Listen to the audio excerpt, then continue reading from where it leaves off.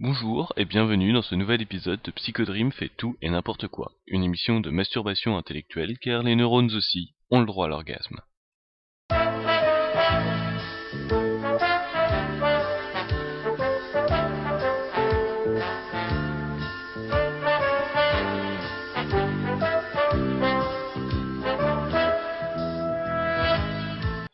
Qui serais-je en ces périodes de fêtes, de rassemblements familiales et autres réjouissances, pour venir troubler de mes réflexions absconses et soporifiques votre doux assoupissement intellectuel auquel le foie gras et l'excès de champagne ne sont pas étrangers.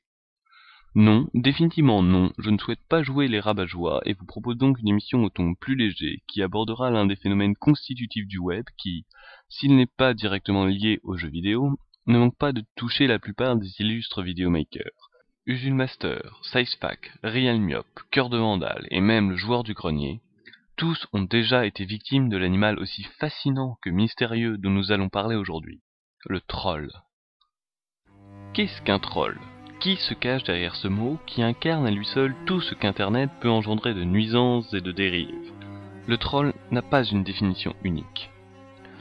Au sens commun, le troll est un individu qui, se cachant le plus souvent derrière l'anonymat que lui offre Internet, se permet de poster des messages, des commentaires, des vidéos même parfois, dont le seul et unique but est de critiquer sans aucun effort de tact ou d'argumentation. Les vidéos les plus créatives sont ainsi souvent victimes de ces saillies incendiaires. Le phénomène du trollisme, comme nous l'appellerons, étant intimement lié à l'émergence d'Internet, ces adeptes sont donc, selon toute vraisemblance, issus de la génération qui a grandi avec les ordinateurs. La génération jeux vidéo et la génération multimédia ne faisant qu'une, il n'est donc pas surprenant que les gamers les plus créatifs dont j'ai déjà cité quelques noms fassent partie de leurs victimes favorites. Il émerge de cette analyse une première définition du troll. D'un point de vue mathématique, il peut être défini comme une application d'un ensemble ouvert et non borné, l'ensemble de la créativité et de tout ce que peut engendrer le pouvoir d'imagination humain, vers un ensemble borné et fermé, l'ensemble de ce que l'esprit du troll est en mesure de comprendre et d'apprécier à sa juste valeur. Mais qu'est-ce que je raconte ?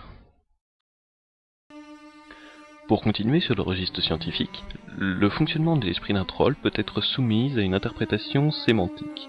En effet, le trollisme prend le plus souvent sa source dans une distorsion du sens du message émis lorsqu'il est reçu par le troll. Nous pourrons ainsi donner l'exemple lié au speedrun, pratique qui, je rappelle, consiste à terminer le plus vite possible un jeu en utilisant certaines limites de sa programmation ou certains bugs. Si l'on explique le principe d'un speedrun à un troll, le cheminement du message sera le suivant.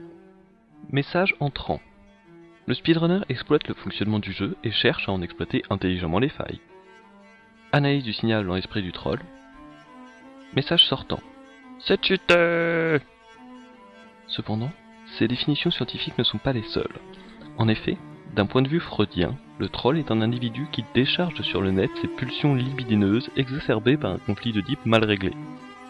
Du point de vue marxiste, le troll est un membre de la classe dominée qui, annihilé au quotidien par le travail et la possession par la classe dominante des moyens de production, trouve à travers Internet un moyen d'exprimer son mécontentement dans ce qui n'est autre qu'une forme moderne de la lutte des classes. Du point de vue kantien, le problème du trollisme est nettement plus complexe.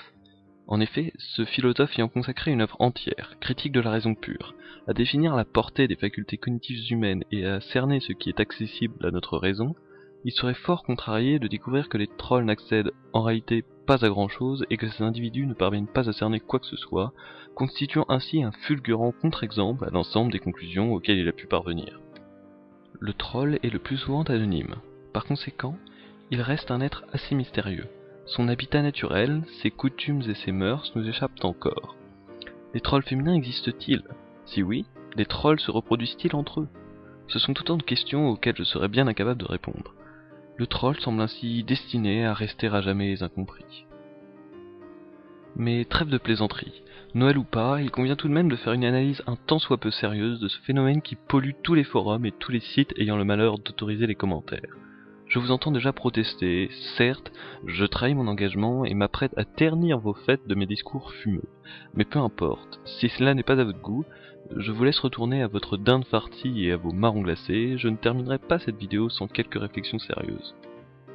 Dans son ouvrage « Du contrat social ou principe du droit politique », le philosophe Jean-Jacques Rousseau nous affirme que l'homme, ne serait-ce que pour subvenir à ses besoins les plus vitaux, a besoin de s'unir en société, de cohabiter dans une certaine harmonie. Là est, selon lui, la condition sine qua non pour que l'homme puisse survivre.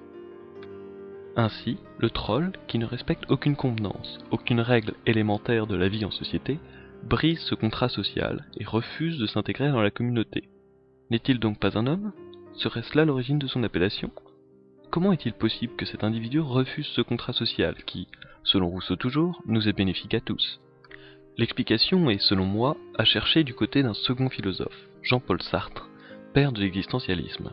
Ce courant philosophique a pour thèse fondatrice que nous construisons le sens de notre existence au travers de nos actes, thèse qui se construit par conséquent en opposition avec les idées religieuses selon lesquelles le sens de notre existence nous est donné par Dieu. Il y a donc, selon les existentialistes, une entière liberté de l'homme, mais cette liberté ne peut s'exercer qu'en étant soumise au jugement d'autrui. Pour faire simple, je suis libre de faire ce que je veux, mais tout ce que je fais sera jugé et éventuellement condamné par les autres.